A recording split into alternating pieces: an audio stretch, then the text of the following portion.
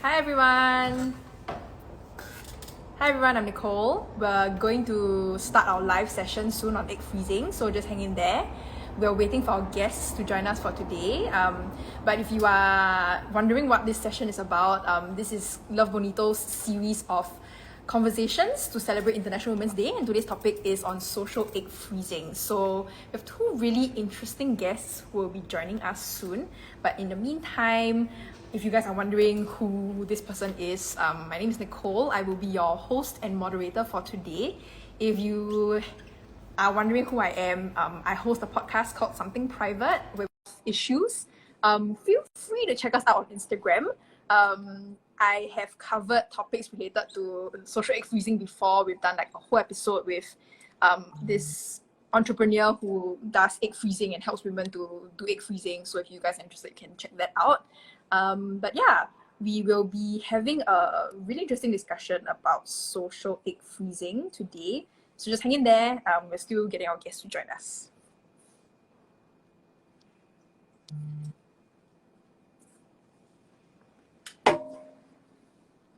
And if you guys have any questions, what is social egg freezing? What is it about? Please feel free to keep your comments coming, questions about like what egg freezing is about, how much does it cost, what are the legal rights around like egg freezing. Please feel free to ask us. And we'll be getting our guests to join us now. So in a minute, you'll see two women in the room with us. One of them is the MP, Cheng Li Hui.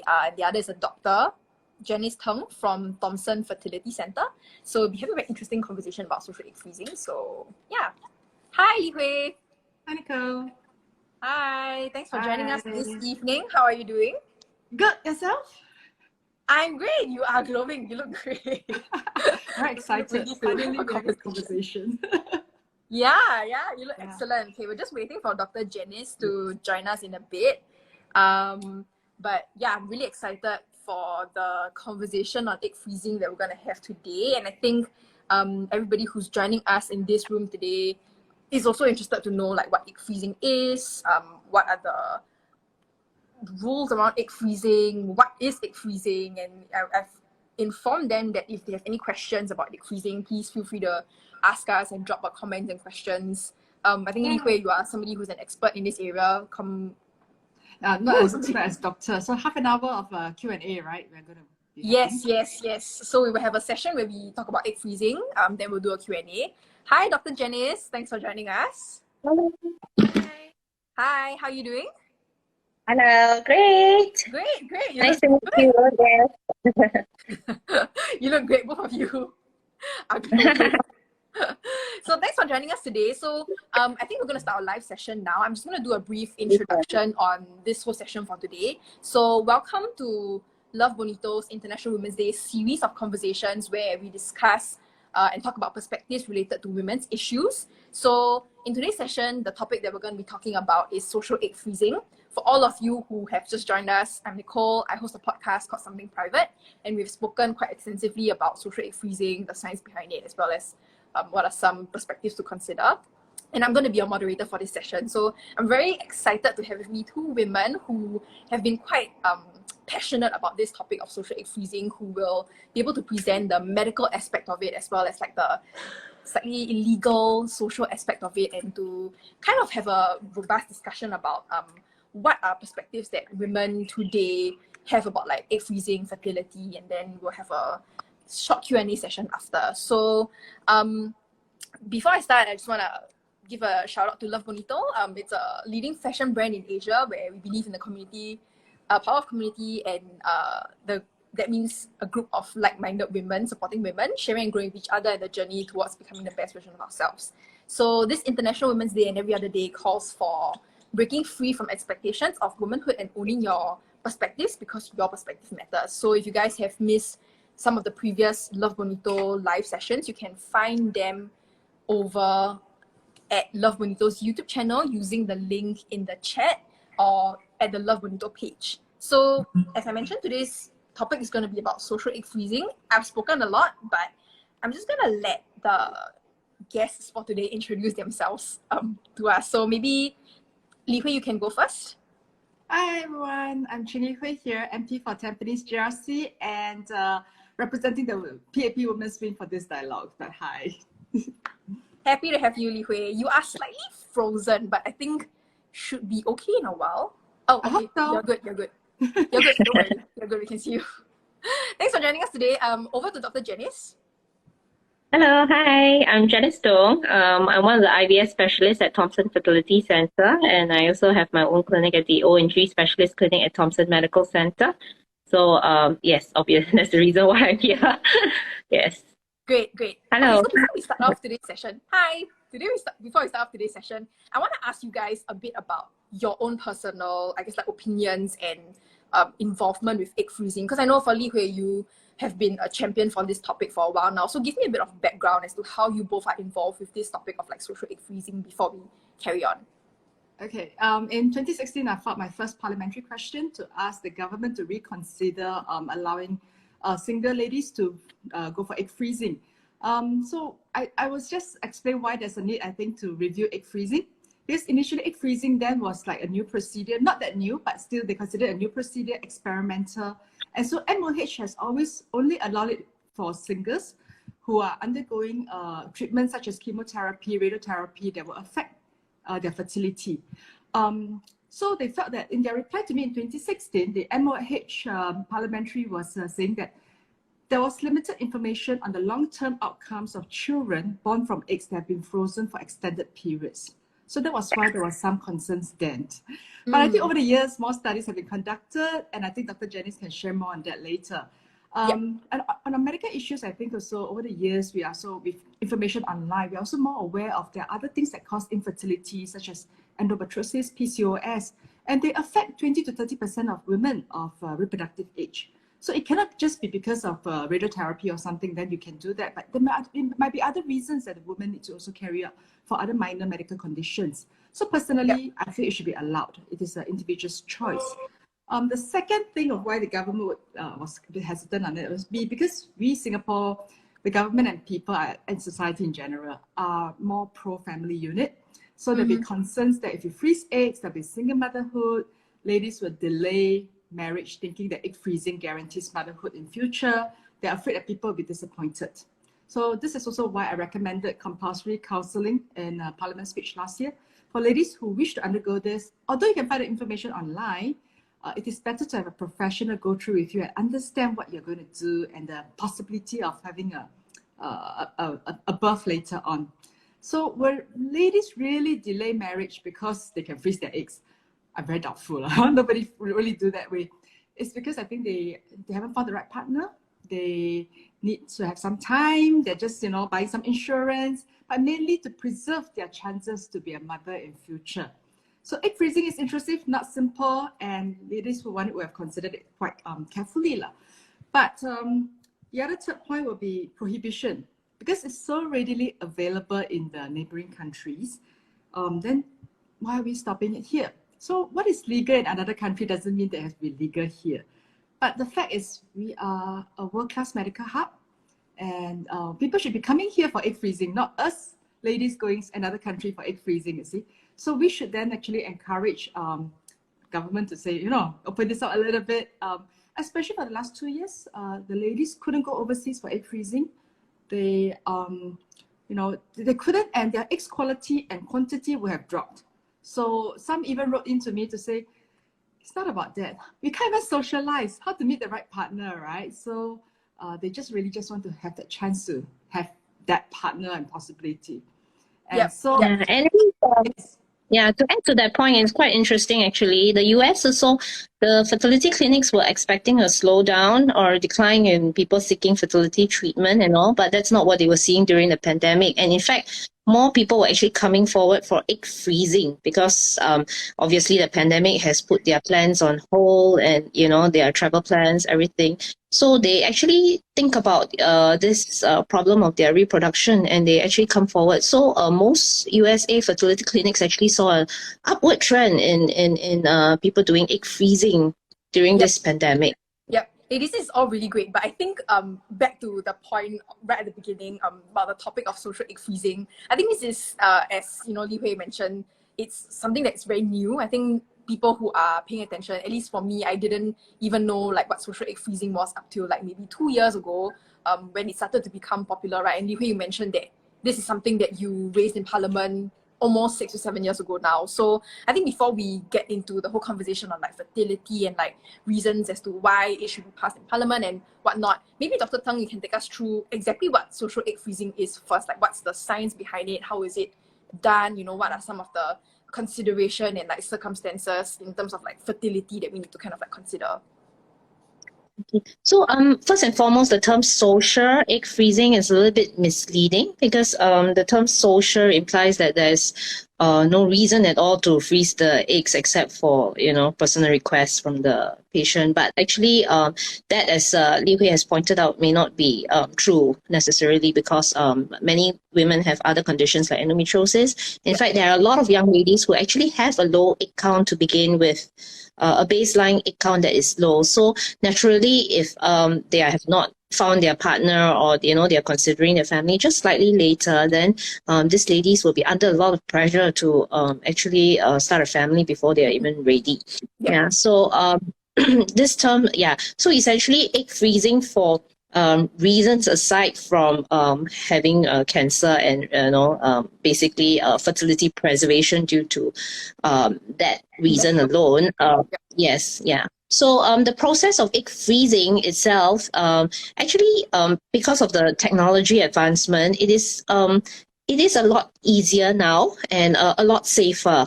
So actually, the whole process can be completed within 2 weeks. So that is amazing. If you're thinking about a treatment plan, it's only 2 weeks of your time. Yeah. So most people should not find it too difficult to, you know, jot out 2 weeks out their calendar. And the other thing is that so the hormonal injections that are done, obviously everyone is very scared of these daily injections.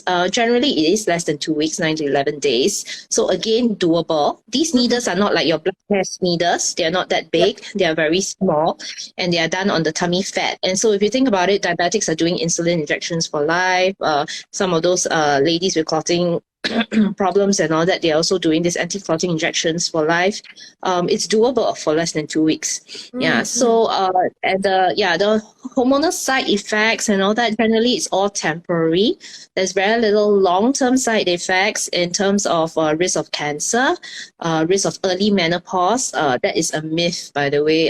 It does not mean that if you collect eggs now, you're going to get it puts you at risk of early menopause. Okay. So generally, very, very minimal side effects. The technology we have nowadays, the medications we have, makes it generally quite safe to proceed with such a treatment for, I won't say social reasons, but for reasons to that are not entirely life-threatening, like cancer and all this. You see, you can proceed with for more minor or milder conditions. Yes. So I just want to bring it back because I'm hearing a lot of like needles and like side effects, and it's like scaring me a bit. So I mean, my understanding of egg freezing is essentially it's a process that allows us to prolong our fertility, right? Because a woman's like fertility dwindles over time as we age, and the number of eggs we have decreases in quality and quantity over time, right? So tell me a bit before we carry on about like the process. Is it that it's okay. Yeah, like how does the extraction work? Like, what's the science behind it? Okay, so I mean, it is obvious that our egg count and our egg quality decrease with age and time. I think everybody is quite aware of that now. How much is what people don't really have a real idea or the impact of.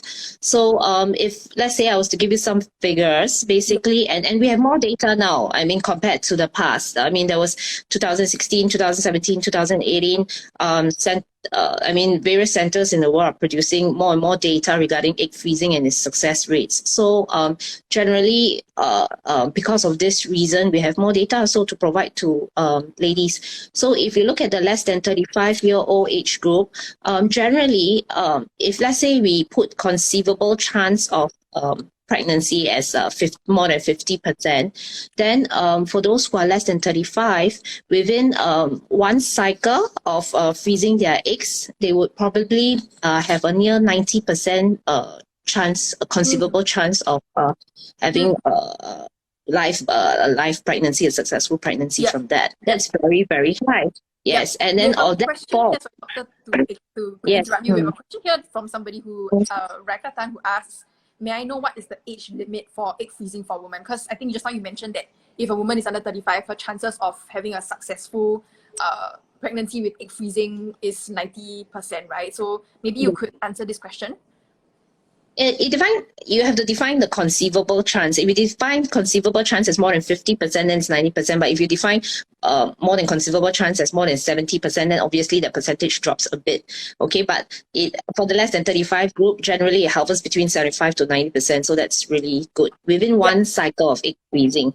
Yeah, so if you do 2 cycles, that percentage increases again. So you can reach almost 95%. Then if you look at the 35 to 37 age group, that is when generally, if you do 1 cycle, you have about 70% chance of conceivable chance of pregnancy of more than 50%. And if you look at the more than 37 group, the 38 to 40, that chance drops to less than 50%. It's 30% only within 1 cycle. And if you, let's say, freeze 2 cycles when you're above 38, you will have about a 50% chance. So you can see the numbers drop very drastically. Yes. So there is no age limit per se, but generally, obviously, less than 37 will probably give you a better so-called cost-efficient threshold. Because I'm looking at the questions at the bottom as well. So per extraction, how many eggs do we need to be able to have successful birth after that? Okay, so this is based on the 2016 study, essentially, and the 2017 model. These are all models, obviously, based on IVF cycles in healthy women. So generally, if you're less than 35, for a more than 50% chance of pregnancy, you probably need to freeze 6 eggs only. 6 only. But if you're, let's say, 38 to 40, you need to freeze about 11 eggs. And if you are more than 40, which is 41, 42, you'll probably need to freeze 20 eggs. And if you're 43 and above, you will need to freeze 50 eggs, which is very, very difficult. And so I want to ask a question to Li Hui now, because I think this whole topic of egg freezing revolves around the topic of like reproduction and fertility, right? And like it's no secret that I think in developing countries as well as Singapore in particular, our fertility rates are dropping quite drastically. So I think just now, Li Hui, you shared a bit about bringing this up as a topic in Parliament, and I want to hear you talk a bit more about that. Why is it important? What are you hoping to see social egg freezing in terms of like the medical world? Like, is it something that you want to see available for like women across all ages, besides now that it's only available for women who have medical conditions? Okay. Again, according to Doc, right, because the stats shows that below 35 there are better possibilities. I've met residents who got married at 42 years old. They go for extraction as well, and they only have 2. Actually, for 42 years old, she did fantastic because the extraction she had 2. Because I met 33 years old and the extraction is only 1 egg per cycle. So she has to go through multiple 9 days of injections, 2 weeks to get 1 egg. And 42 years old. So it really depends on your health and your medical condition, your fertility health. And people do not do enough screening. So that's the one thing that actually I've been pushing quite hard for, is for to provide free fertility health screening for younger women. Because if you have that, there's more awareness of their own body, and then what is, if let's say they get married or they realize that the clock is ticking, do they want to make a decision on whether they want to freeze their eggs or whether they want to get married and they want to try? Because I've met people who got married at 28 and said, don't worry, I'll be pregnant next year, the year after, and they struggle for years after that, you see. So so it's really like we just need to have the conversation going, awareness going, and checks, health checks. Really. Agree. I want to ask to you, Li Hui, before I move on to one question here, which Dr. Tung can answer about the price of egg freezing. Why do you think that women are not aware that fertility checks are a thing? Because I think even for me, and just disclaimer, like I'm in my mid-20s, fertility is something that I never really considered, and it won't be something I consider until I'm married, right? So why do you think there's like a lack of awareness in our society? It's not just a lack of awareness, it's the age that you're not thinking about it. When I did my survey for 700 people, 719, very few in their 20s, right, who actually did the survey cared about the topic at all. They are neutral for everything because it's not a topic to think about. You feel that I have years ahead, I have my career ahead, I've got my marriage ahead. Take my time. So it's not something that they need to think about. And then later when they're at the marriage age and then their friends starts talking about it, they wonder about it. But then even when they're wondering, how many of them go to the gynae and do a check? Correct. Like there's a barrier there, right? Yeah, so it's like just don't move. If you don't move, you don't know. You just need to get there. I've met people who say they're thinking about egg freezing, and I said, oh, have you seen a gynae in the last few years? No. How long have you been thinking about it? Years. Why do you not move?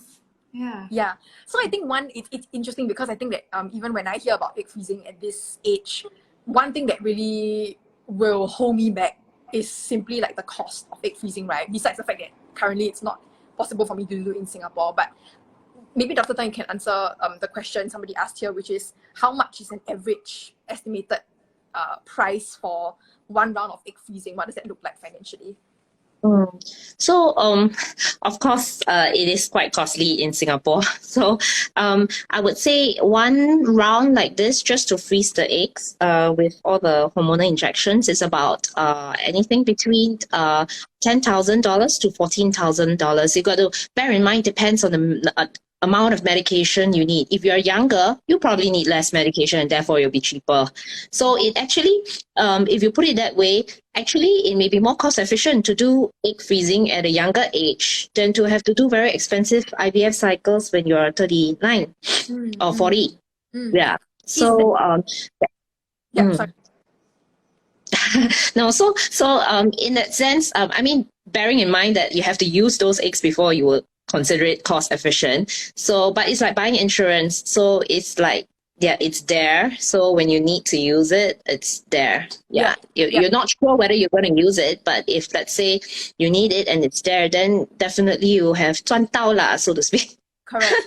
It feels a bit like a gamble in a way. I'm a bit worried because I mean at this age, I'm financially independent, right? But I think to fork out like 10K, 5 figures, it's quite a lot of money for a chance that I don't know, either maybe might not use the eggs later on or might not be successful, right? So I think maybe both of you can kind of answer this with regards to if let's say we see a future in which like social egg freezing is legal in Singapore, is there a chance that like it might enter like public healthcare? You know, it won't be just like a private healthcare kind of situation, because I'm thinking 10 to 15K is a private healthcare cost. It's probably the same as public institution. It's just that right now IVF cost is I mean, there's a government grant available in the government sector for IVF. So, but the cost is essentially the same. It's just that the government is paying for it. So that I'll let Li Hui answer the bit about the government funding. So for IVF, there's co-funding for married couples. So married couples can draw from their Medisave. But see, the thing is, because they're actually really seriously going through having the procedure to have a child. But this one is, if you look at it, the studies show that not many people actually utilize their frozen eggs. It is an insurance. There are also cases where people froze their eggs and then they get married at even their late 30s and they still try for natural. So they may not even use the frozen eggs, but it is an insurance that is a personal choice. Whether or not it can be subsidized or even co-funded, I would say, very sensitive. Okay. If you are working, you save hard, and you really want it, it's possible. The other thing about it is that there's limited funding. Okay, so let's look at what's important. There are many couples who struggle with fertility issues, and they would actually want more funding for them because they have suffered miscarriages. They want to know why. There is a pre-implantation genetic screening that is not subsidized. So if they suffer miscarriages, for example, they may want to screen their embryos. Screening the embryos, they allow them to choose the better embryos to be implanted and they have a better chance of getting pregnant. I think, doctor, correct me if I'm wrong, okay? But because these procedures are not subsidized as well, so if we have money, this procedure is about, I think, 5K. It would be great if we can subsidize, those who are really, in pain and struggling with miscarriages to help them with it. Yeah, I guess it depends on what you see this fertility thing as. If you see it as a a basic need, like a health need, just like how, you need for cancer treatment, for any other medical condition you have, then in that case, it could play the role of a bit like health insurance, and how the government has basically dealt with health insurance with a little bit of like, splitting of the cost between the government and the person, and then, you add a rider, that kind of thing. Yeah, but of course, the little engineering works of it is beyond. Understand. I think maybe the hard part is always the question is like, after that, right? If they do not use the eggs, right, now what happens to the eggs? Because if it's subsidized, then they don't use it. Then it's a bit like wasted, right? Yeah. Then who owns it? Like, can it be donated to couples who then so who owns the eggs? Because if it's subsidized, right, then who does?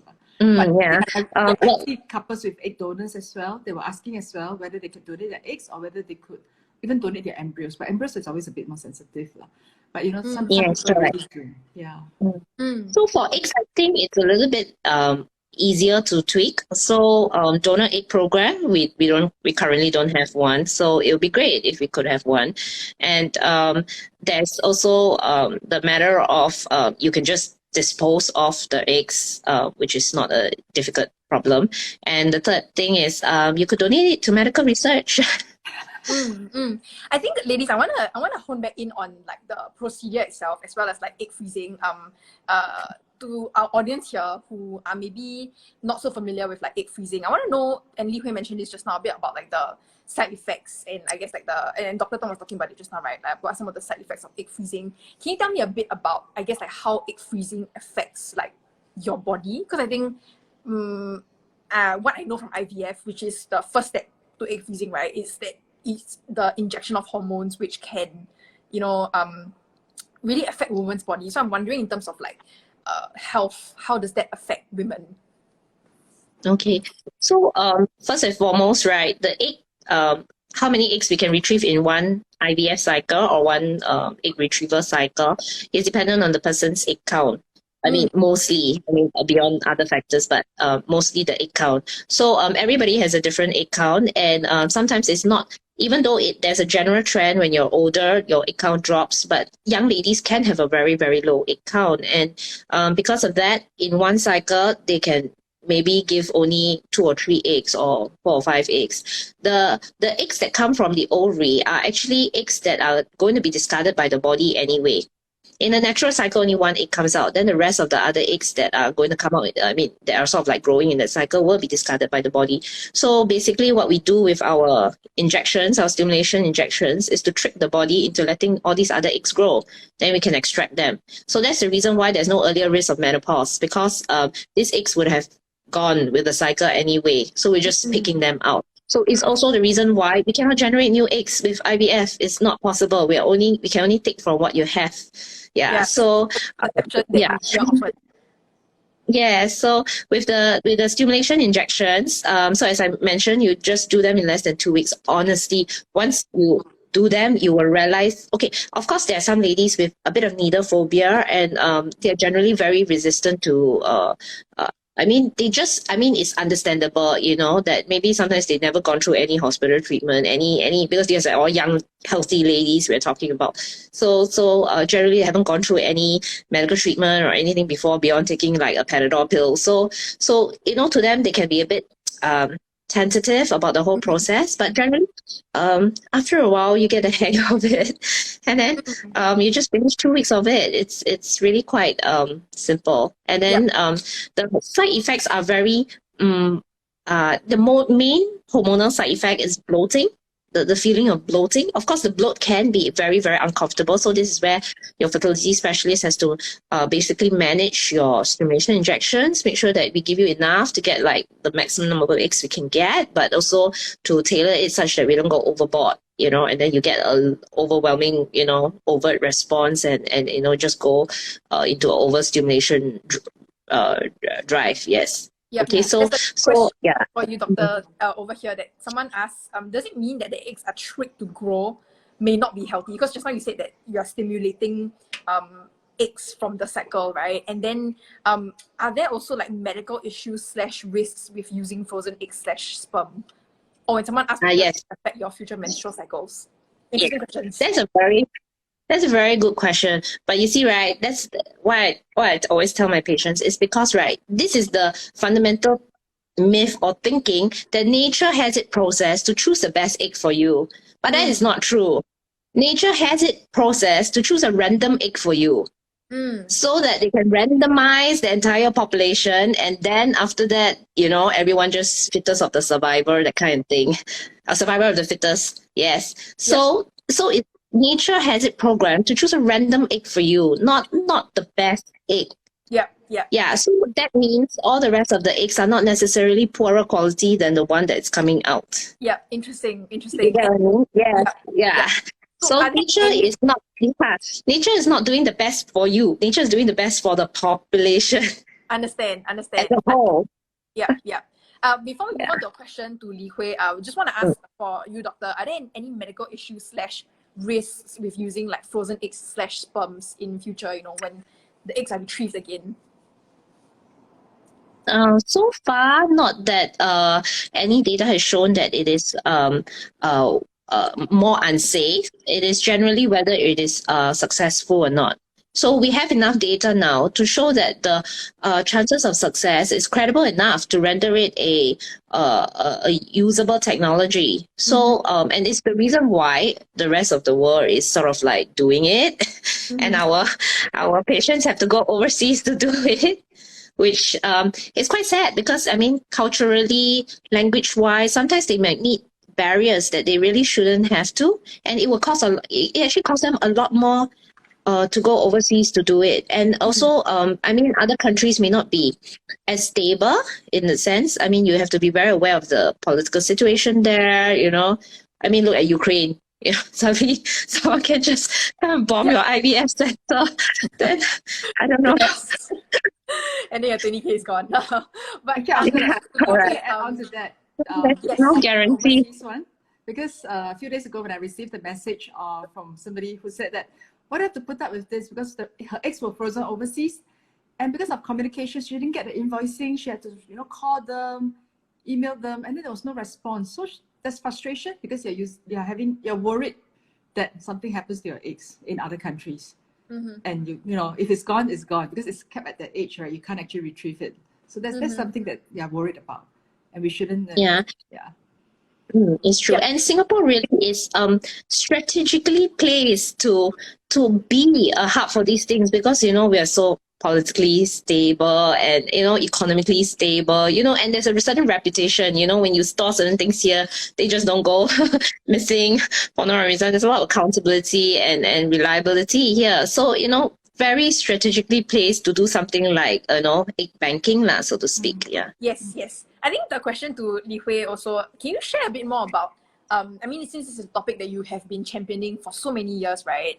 What is the consensus on the ground, or like what are people on the ground and their perspectives towards like egg freezing and like fertility in general? I think somebody asks here, is there a stigma around egg freezing in general in Singapore? It really depends. I do notice that if they've gone through natural birth, not all support.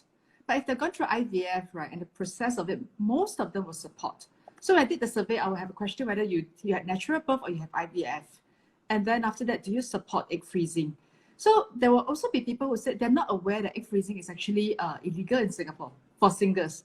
They will write comments like that. Oh, I didn't know that I'm married now. If I didn't get married, I would have frozen my eggs. I want to be a mom. There will be comments like that. One of the concerns I think is a bit of a social one. It's actually not so much a single motherhood. It is actually they're worried about same gender marriage and having children from it. So that's why we in Parliament, when I actually recommended that we legalize this, it is actually to put in also that for them to utilize the eggs in future, they have to be a married couple to do so.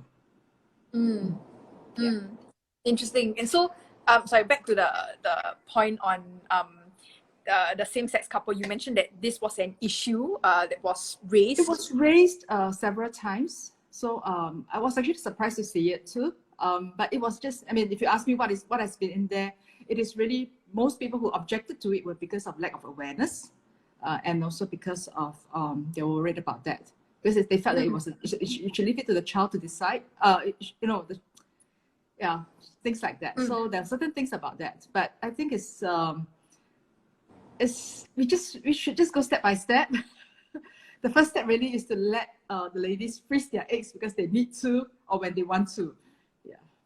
I want to ask to both of you, what would be I guess like the thought process in which you would advise a young woman or maybe a young couple if they want to think about their having a family in future, right? What would the thought process be like for them in terms of like considering their fertility? What should I be thinking about?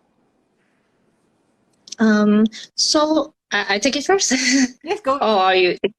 Yeah, so I think fertility screening is on top of Li Hui's mind as well. Yeah, so obviously to go for fertility screening, even if you just got married, maybe you're 33 or 34, and you are thinking of trying, or maybe you're thinking of holding your plans back for a year, to go for fertility screening first, because you never know whether there are problems that may need to be addressed first, that may hinder or delay your plans, or that actually IVF is actually a very, very real possibility, in which case then IVF is better done when you're 33, 34 than when you are at 36, for instance. So fertility screening is available in Singapore. I won't say it is very expensive, but it's certainly not that cheap. It's not like less than $100. It's about a few $100s. But there are avenues to get discounts and especially during the like I Love Children campaign and things like that, where you can try to and I think a lot of insurance companies and certain work companies, they are actually starting to provide fertility screening as part of like a health benefit to their employees. So there's a lot of this, these avenues to proceed with fertility health screening. And one of the basic tenets of health screening really is that there is treatment. That means when you screen for something, there must be treatment available. So if let's say you're talking about a single young woman going for like fertility screening, then if she finds out that her egg count is low, she has to have an option of freezing her eggs. If not, there's no point screening. You get what I mean? I really like this. If there is they a realize that question. they have endo or PCOS or something, they can then take some action. Yes. Well, seek some treatment, remove fibroids, things like that. Yeah. We actually had a question previously that actually asked this. So if you have endometriosis or PCOS, is it possible for you to freeze your eggs in future? And then I think that we have another question that is to Li Hui also about the proposal for egg freezing. Will it be possible for singles to maybe freeze their eggs first and then like utilize it later when they get married? So maybe Dr. Tung can go first. Okay, so definitely endometriosis and PCOS can freeze their eggs. Yes, and in fact, it may be better that they freeze their eggs because endometriosis can be a progressive condition. It can get worse and worse and affect your fertility. And sometimes some patients actually require surgery to remove endometriotic cysts, which will severely, not severely, which will definitely more or less have an impact on their egg count. Yes. So if let's say they had frozen eggs like at the age of 31 or 32, and then they were found to have like a 5-6 cm endometriotic cyst or even a 10 cm endometriotic cyst at the age of 34, 35, they don't have to be so worried. They can go for surgery for the endometriotic cyst. They will have their eggs as backup at 31, 32.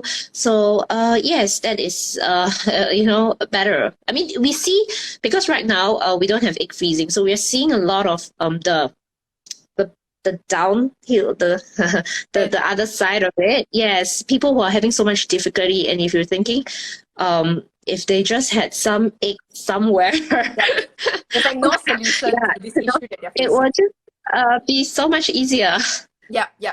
And to Li Hui, somebody asked, so would the possible proposal be that egg freezing is allowed for like singles and then like utilized after they get married? I guess the question is, what is the best way forward for social egg freezing, right? Yes, which is what I proposed last year, is that for egg freezing to be allowed for everyone. And then you freeze, and then if you want to use it, you have to be of a marriage status. Then it will be approved for you to use it. And then, yeah, I think that's the simple, straightforward way of looking at it now. Yeah. It would be very difficult to implement, considering that all IVF treatment requires a marriage certificate right now as well. Yes, and really, I mean, going back to where you were talking about the side effects of it, it's really no joke, because some of them are really scared of needles. They would tell me about the IVF process, and they would talk about the bruises from the injections, because the husband will have to inject the wife come back to look at the injection going into her. There'll be this, because it's a daily injection at a certain time they have to do. So it's not convenient for them to go to the clinic. So they will do it at home, and the husband will learn to, administer some of this as well. I have got mother-in-laws who told me that they didn't think that the children getting married so young would require to go through this. But after seeing the side effects, the hormones especially, for some, because they do have a bit of emotional as well, and the stress of it as well. So they will say, so I'm reading IVF jabs are so painful. Yes, so it's the same. It's the beginning part of actually the IVF process. Correct. So it's not a simple process. And people do tell me that it's really quite traumatizing for some, not all, but yes, for some. Yeah, and I think that there have been so many like shows and like so many articles of like women sharing experiences of like they didn't know that fertility health was a thing, right, when they were in their prime years for reproduction, but then as they grow older, then they had to seek out all these treatments, and it's very emotionally, physically, mentally quite grueling to go through. So I think that's why like our conversation is so important today. I'm looking at the time now. We have a bit of time left. I want to open the floor to Q&A, so you guys can ask as many questions as you want to both Li Hui as well as Dr. Janice over here. And I'm going to start off with a few because we have quite a number coming in. So one question here that both of you are free to answer. Can I freeze my eggs in the near future and use it later on in life, 10 to 15 years? Because I'm assuming by the time I'm ready to have a child, I may be really old. Hope it's not romantic / unethical, but please educate me. So thanks for the question. Both of you can go ahead. Okay, so current data shows that the average time where people return to use their eggs is about 5 years. So not so much. I think also because of the average age they're considering egg freezing, you generally do not get the under 30s considering egg freezing, as Liu has mentioned. So most of them are actually above 30s. If we're lucky, they're less than 35. If not, they're generally 35 to 37 years old. So and then when you start thinking of becoming a mother, generally I don't think people start thinking of becoming a mother at 49 years old. But that's in general, of course. Yeah, but if you wanted to, you could. Yeah, but it's not usually the case lah. Yeah. Yeah, you probably end up not using them at all. Yeah. Yeah. Somebody asked there's no age limit to IVF. You can do IVF at any age in Singapore now. Yeah, correct. That was in the past there was an age limit. There's no longer age limit. But again, success rate, and do you have the energy to run after the child? There'll be all these concerns as well. And finally, if legislated, I think it will still be of marital status. So must be. Yes. Somebody asks us here, if young girls have easier access in future to egg freezing, would it affect marriage rates? What do you guys think? I think many things affect marriage rate, and this is definitely not a consideration. I agree. Yeah, I was gonna. Yeah. Who said that after going through the process, it's like it really made her think about her fertility, and her time is really ticking.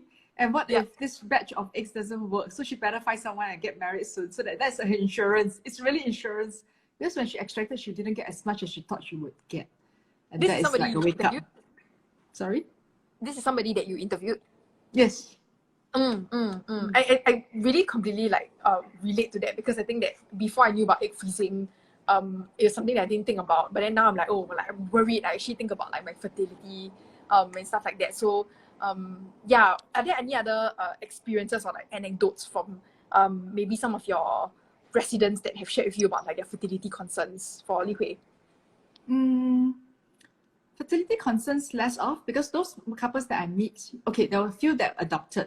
For me, I meet parents during the during confinement period or during their leave. So that period is where they're happy, they're carrying their babies for the first time, or they're enjoying that parenthood. So it's a good time to actually talk to them about their process. So the one that I talked to who had the most number of tries for artificial ART is actually 8 times. She's like, Miss Cheng, I got this girl at my 8th attempt. It's so tiring, 10. So it's like, More goodness, than 10. yeah. So you listen to that, and they tell you about their extraction, and then you also hear the good things. They'll tell you that, hey, Miss Cheng, thanks, because of the co-funding, this child and then this child came from the co-funding. I kept the frozen embryos. And then I had my second child with that. I'm so happy. Thank you for the government. Because of that, it really relieves us from some of this financial burden. So did that as well. Yeah. Yeah, so we have different stories. We have a little sharing from Nia over here who says that my 3rd IVF is in May. My 2nd IVF with the frozen embryo is positive, and she's turning 5. It's not easy emotionally and physically exhausting. So I'm sure Li Hui, you've heard quite a couple of these stories, right? Yes, especially when they suffer miscarriages and they PGS, or the doctor discourages them from doing PGS because it's like, hey, you already suffered miscarriages, so just yeah.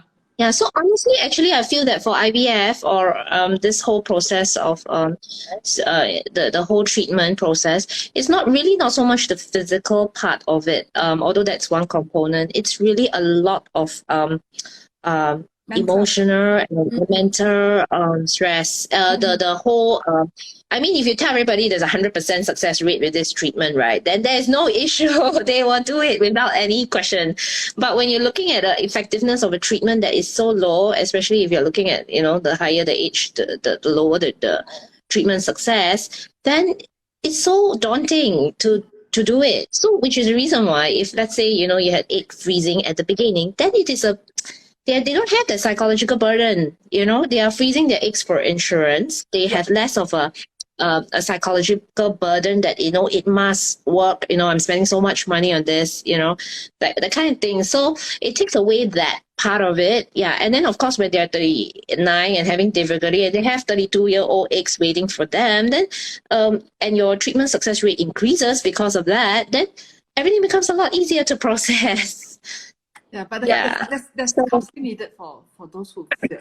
Because I also met another couple who came all the way to see me because they said, hey, thank you for doing this. We are not happy parents. But my wife refused to go back to the same hospital for every single time that she tries. It must be a different clinic, different hospital, because emotionally she couldn't bring herself to go into the clinic and see the same doctor. She has to go to a different doctor. So for some, it's really very emotional. While they're waiting, that 2 weeks wait is very, very painful because they can go from positive to negative, or they're just testing every day. Oh, trust me, when it's positive, it's even more. Yeah. No, so we have patients also who go from having needle phobia to no needle phobia because it's just like, oh, come on, just jab me. There's so many ones. Yeah. I have a question I know one that tried for 20 years to get pregnant. And she really only succeeded at 48 years old, which was really quite impressive because I was asking them at 48 years old, you're only extracting 1 egg, like she said, yeah, she took such good care of her health because she always wanted to be a mom. But I really admire it because the husband said I gave up long ago, but she never gave up. Yeah. So I have a couple of comments coming in here that are quite interesting. Somebody shared that her cousin did her first IVF, which was successful, and subsequently her next child, she conceived naturally. And then someone also shared that they successfully delivered their daughter 2 years ago after 2 fresh and 1 frozen IVF cycle, planning to go for another cycle this June. And that is really emotionally draining. I want to point back to some of the questions that we had regarding egg freezing earlier that it can be answered by you guys. Somebody asked, is there any effect on hormones and future menstrual cycles after the injections? Generally, for a temporary short time, there will be your cycle may not go back to ovulatory cycles in a very, very short span of time, but it should equate out if you continue to be at your regular normal health and you don't develop anything new, no other new conditions, then you will once after the hormonal injections, you finish your egg pickup, your menses comes, it does go down. Yeah, you don't feel the bloatedness, everything all subsides. Yeah. So we are left with about 10 minutes for the Q&A. So I'm gonna wrap up with a couple of questions. Maybe we take 3 more. So this one, I think we can both ladies, you can both answer. So this person asks, my partner will be freezing her eggs soon. As a partner, what can I do to ensure all goes well? I love this question. It's great. This partner is male, meaning that they are not a same gender couple. And, I don't know. Anyway, yeah, and if I suppose they're not married, so she's freezing her eggs overseas. Yeah. Then in that case, I suppose be supportive. Do not question her decision. Yeah, then yeah, do not give unsought advice.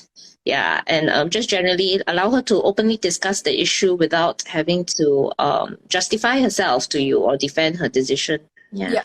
Yeah. Buy her lots of nice food and pamper her with little things. I think any woman would appreciate that. It's just tiring.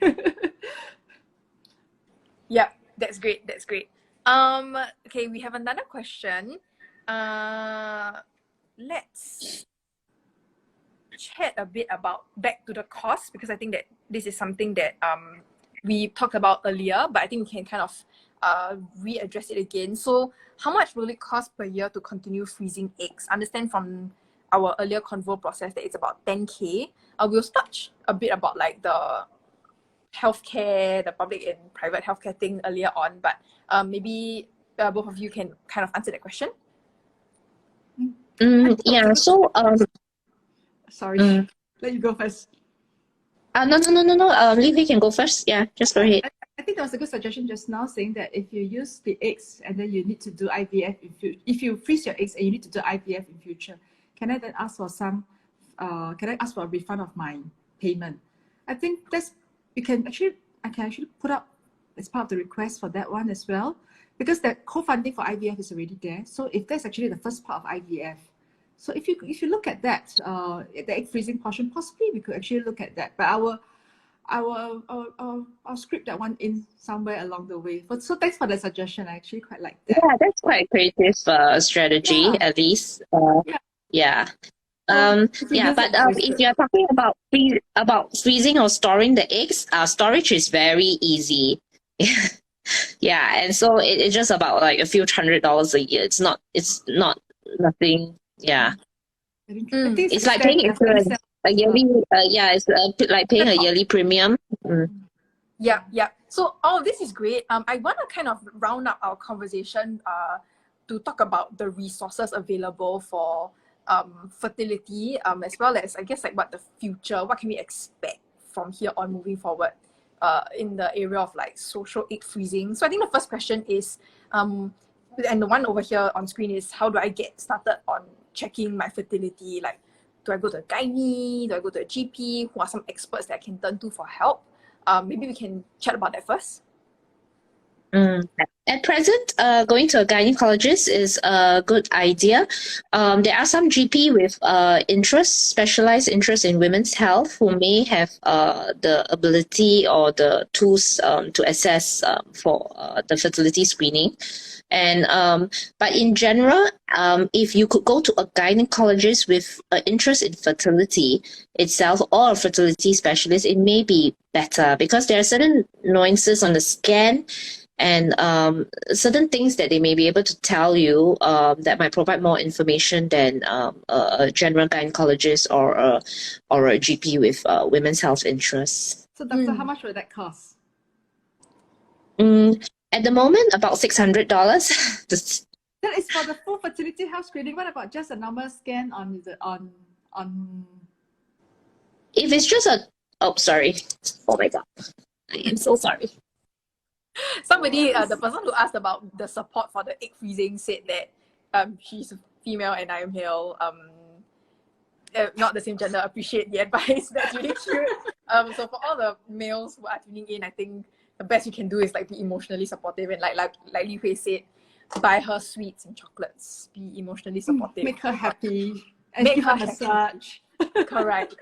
I want to ask Li Hui, where do we kind of see the conversation around social egg freezing moving towards from here on? Because I think this is, like I've said many times, right, a motion that you have tried to push for years now. So how do we, where do we go on from here with regards to social egg freezing? Keep pushing, keep the conversation going. I'm actually really grateful, first for everybody who shared their stories with me. Second, for the media, because lots of media coverage. 2016, when I first raised the topic, Straits Times gave me a full page on egg freezing. So that was really fantastic. So it's actually because you read magazines, I mean, like Her World and all, they featured as well. Mothership, they wrote. And this actually creates awareness. People read and then start thinking and having the conversation with their friends, because in the past, it may have been like, oh, maybe sensitive to talk about, but now it's not sensitive to talk about it. It's a conversation and awareness, and being able to have this kind of sessions where you can ask questions. That's very, very useful. Yes, and then you can actually clear out your doubts without having to go and see a gynae, and then now you can make that private appointment to go and see a gynae. But I think if you just go there for a screen and a pap smear, like $120, I don't think it's very expensive. But if you do a couple fertility health check, it can be very costly. But if you just want to screen, okay, I just give women advice on when is the best time to go and see your gynae. Maybe it's like a few days after your period has ended, because that's actually when they can actually scan to see the number of eggs you have in there. And then they will be able to tell, because it's only when it's in the middle of your cycle that's where the one prominent egg will actually come out. But actually, between that 5th to that, I really, without a doctor here now, but between the 5th to that ovulation day, that's where you actually see how many eggs you are naturally having in there that you will also be discarded. Yeah. I think the doctor dropped off, but I think I'm feeling what you're saying is right. I trust you. I know you're a person that because I a lot in this area. When is the best time to go? You know, like when is the best time? Because they will tell you that, oh, if you want to just check your health, it's a better time. You know, just after a couple of days after. So yes, make an appointment, please. Yeah. And I think if I'm not wrong, I'm not sure about the fertility, but I feel like there are a couple of checks that if you just Google online, I think some of them are actually free. Don't quote me, but I think a pap smear is available for... Pap smear is free, but pap smear, there's certain months that you can do it for free at clinics. Certain clinics will be participating. Breast cancer as well, there's also this October is free screening. So there are certain times you can look for this promotion, but pap smear is different from screening for your health. Fertility, Yes, fertility health is very different. For couples, just as a doctor was mentioned, you know, you can check out the I Love Children campaign, because during those campaigns, they actually give out free health screening for couples. It's usually about $450 to $600 over dollars. And during that period, they maybe give out a few hundred free. So look out for those. Yeah. Li Hui, I think just to round up our conversation, for you specifically, I guess since you have mentioned this several times in Parliament, right? On your end, I think what will you kind of be doing in future to carry on like these conversations? Can we be expecting anything from you with regards to like social egg freezing in particular? That's the reason why I ask the question every year. In fact, the journalist was asking today, why do you ask the question every year? Because by asking the question, the press coverage keeps the conversation going. It helps. And yeah, really, I'm good. There will be a women's development paper coming up soon in April. And I'll be speaking a little bit more on IVF and fertility health again. Yes. Yep.